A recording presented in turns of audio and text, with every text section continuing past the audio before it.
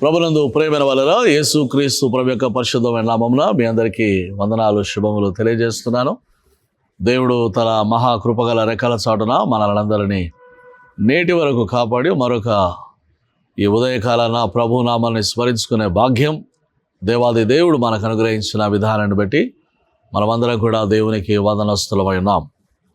కొలస్సీలకు రాసిన పత్రిక 1వ అధ్యాయము 9 నుండి 12 వచనాలు ఉదయకాలమున క్లుప్తంగా మనం ధ్యానం చేసినట్లయితే, అందుచేత ఈ సంగతి వినిన నాట నుండి మేమును మీ నిమిత్తము ప్రార్థన చేయుట మానక అంటున్నాడు. ప్రేమైన దేవుని వలన సువార్త కొలస్సీ ప్రాంతంలో ఏ రీతిగా విస్తరిస్తూ ఉందో, మరి విశ్వాసులైనటువంటి వారందరూ యేసు క్రీస్తు ప్రభువులో ఏ రీతిగా వారు వృద్ధి చెందుతున్నారో ఆ విషయాలన్నీ దైవజనుడైనటువంటి పౌలు జ్ఞాపకం చేసుకుంటూ వారిని బట్టి దేవునికి వందనాలు, స్తోత్రాలు చెల్లిస్తున్నాడు. కొలస్సీ సంఘం కొరకు భక్తుడు అంటున్నాడు, నేను మీ నిమిత్తము ప్రార్థన చేయుట మానక అంటున్నాడు. ప్రేమైన దేవుని వలన ప్రతి దైవజనుడు తన సంఘము నిమిత్తము ప్రార్థించేవారుగా ఉన్నారు. దైవజనుల యొక్క ప్రార్థనలు సంఘానికి ఎంతో దీవెనకరం. దైవజనుల యొక్క ప్రార్థనలు మన కుటుంబాలకు ఎంతో ఆశీర్వాదకరం.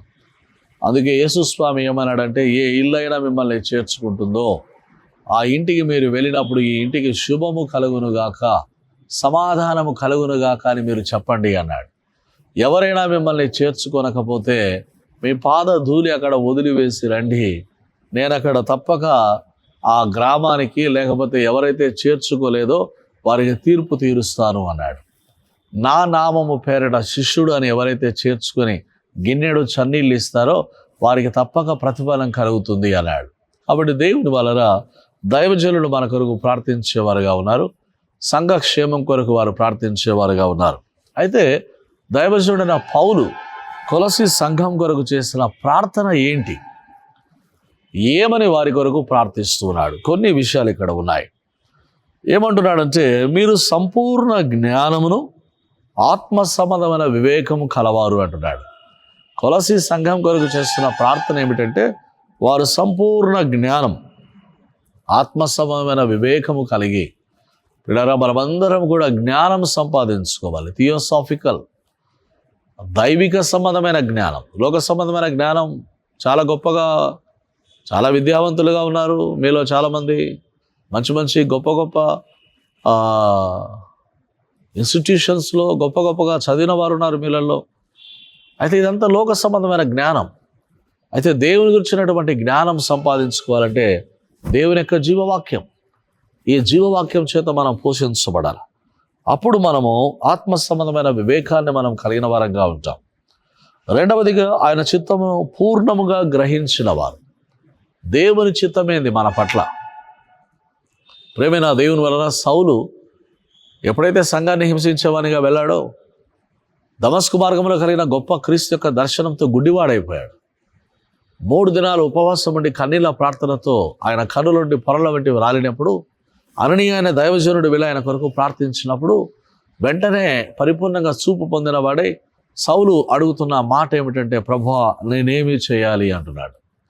ఇలా దేవుడు ఏం చేయాలో మనం చెప్పాలనుకుంటాం. ప్రార్థన అంటే, దేవా మాకు అది కావాలి, ఇది కావాలి, అది చేయాలి, ఇది చేయాలని మనం చేసుకునే అనేకమైన అప్పీల్స్, రిక్వెస్ట్, మన రకరకాలైనటువంటి విజ్ఞాపనలు దేవునికి.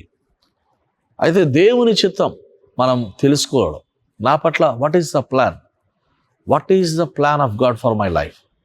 ఈ 2026లో మనం ప్రవేశించాం. ఈ 2026 పట్ల నా పట్ల దేవునికి నా ప్లాన్ ఏంటి? ప్రేమిన వాళ్ళరా, మరి విలియం కేర్ అనే దైవజనుడు ఎప్పుడు ఏమనేవాడంటే, expect great things from God and attempt great things for God అనేవాడు. దేవుని కొరకు గొప్ప వాటిని మనం చేయాలా, దేవుని గొప్ప వాటిని మనం ఎదురు చూడాలి అనేవాడు. కాబట్టి దేవుని సంఘం దేవుని చిత్తాన్ని గ్రహించిన వారుగా ఉండడం. మూడవదిగా ప్రతి సత్కార్యములో సఫలులగొచ్చు. దేవుని సంఘంలో మనం సత్కార్యాలు చేసేవారంగా ఉండాలి. సంఘానికి నష్టం కలిగించే పనులు చేసేవారు ఉంటారు, వారితో కాదు. సంఘానికి ఏది క్షేమకరమైనదో, ఏది మంచిదో దాన్ని చేయడానికి దేవుని విషయమైన జ్ఞానమందు అభివృద్ధి పొందొచ్చు. అన్ని విషయాల్లో మీరు ప్రభువును సంతోషపెట్టాలి అంటున్నాడు. కొలస్సీ సంఘం ఇలాంటి సుగుణాలు కలిగి ఉండాలని దైవజనుడైన పౌలు వీరి కొరకు ప్రార్థిస్తున్నాడు. అన్నిటిలో ప్రభువును సంతోషపెట్టాలి. దేవుని వలన మరి మనుషుల్ని సంతోషపెట్టే వారంగా ఉంటాం, అధికారులను సంతోషపెట్టే వారంగా ఉంటాం, భర్త భార్యను, భార్య భర్తను, తల్లిదండ్రులు పిల్లల్ని, పిల్లలు తల్లిదండ్రుల్ని, కుటుంబాల్లో, ఉద్యోగాల్లో ఎవరెవరినో సంతోషపెట్టడానికి. అయితే అల్టిమేట్గా మనమందరం దేవుని సంతోషపెట్టే వారంగా ఉండడం. యేసుస్వామి ఎప్పుడైతే ఈ లోకానికి వచ్చాడో, బాప్తిసం పొందగానే యోర్దాను నదిలోండి బయటికి రాగానే పరిశుద్ధాత్మ పావురం ఆయన మీదకి దిగి వచ్చినప్పుడు మహాదేవుడు పరలోకం నుండి చెప్తున్నాడు, ఈయన నా ప్రియ కుమారుడు, ఈయన యందు నేను ఆనందించుచున్నాను. దేవుని వలన దేవుడు మనల్ని బట్టి ఆనందించాలా, సంతోషించాలా. దేవునికి సంతోషం కలిగించే జీవితం, సంతోషం కలిగించే పనులు, సంతోషం కలిగించే కార్యాలు మనము చేయవలసిన వారమైనాం. ఆయనకు తగినట్లుగా నడుచుకోవాలి. ఆయనకు తగినట్లుగా. పౌలు భక్తుడు ఏమంటున్నాడంటే, నేను క్రీస్తును పోలి నడుచుకొనుచున్న ప్రకారము మీరును నన్ను పోలి నడుచుకొనుడి. ద ఇమిటేషన్ ఆఫ్ క్రైస్ట్ అని ఒక చాలా శ్రేష్టమైన గ్రంథం వ్రాయబడింది. ద ఇమిటేషన్ ఆఫ్ క్రైస్ట్, క్రీస్తు అనుకరణ. క్రీస్తును అనుసరించడం అంటే ఎలా ఉండాలో అందులో చాలా అద్భుతంగా భక్తుడు రాస్తాడు. క్రీస్తును అనుకరించే ప్రతి వాడు ఏం చేయాలంట? తన సిలువనెత్తుకొని ప్రభువును వెంబడించాలి. కాబట్టి దేవుని వలన మనుషుల అనుకరణ కాదు, బంధుమిత్రుల అనుకరణ కాదు, ఎవరినో మనం ఇమిటేషన్ కాదు, క్రీస్తును ఇమిటేట్ చేయవలసిన వారమై ఉన్నాం. ఆనందముతో కూడిన పూర్ణమైన ఓర్పును, దీర్ఘశాంతమును కనపరచున్నట్లు. మన ఓర్పు కేవలము ఏదో ముఖాలు ఇట్లా పెట్టుకొని కాదు, ఓర్పులో ఆనందం.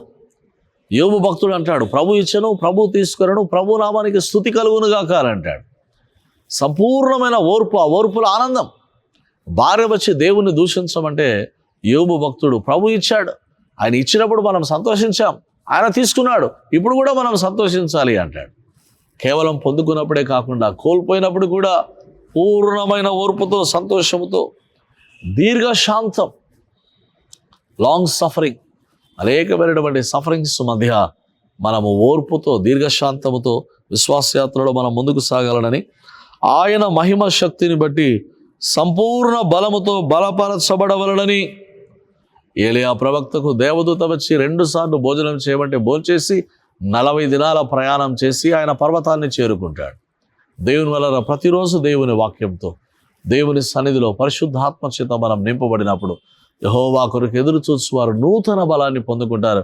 పక్షిరాజుల వలె వారు రెక్కలు చాపి పైకి ఎగురుతి అలేక సొమ్మసిల్లక పక్షిరాజుల వలె వారు ముందుకు వెళ్తారని వాక్యంలో రాయబడిన రీతిగా ప్రేమైన వలన సంపూర్ణ బలముతో మనం ముందుకు వెళ్ళాలా. చిట్ట చివరిగా భక్తులు చేస్తున్న ప్రార్థన, తేజోవాసులైన పరిశుద్ధుల స్వాస్థ్యములో పాలివారమగుటకు మరణను పాత్రుడనిగా చేసిన తండ్రికి మీరు కృతజ్ఞతాస్తుతులు చెల్లింపవలనని దేవుని బతిమాలుచున్నాను.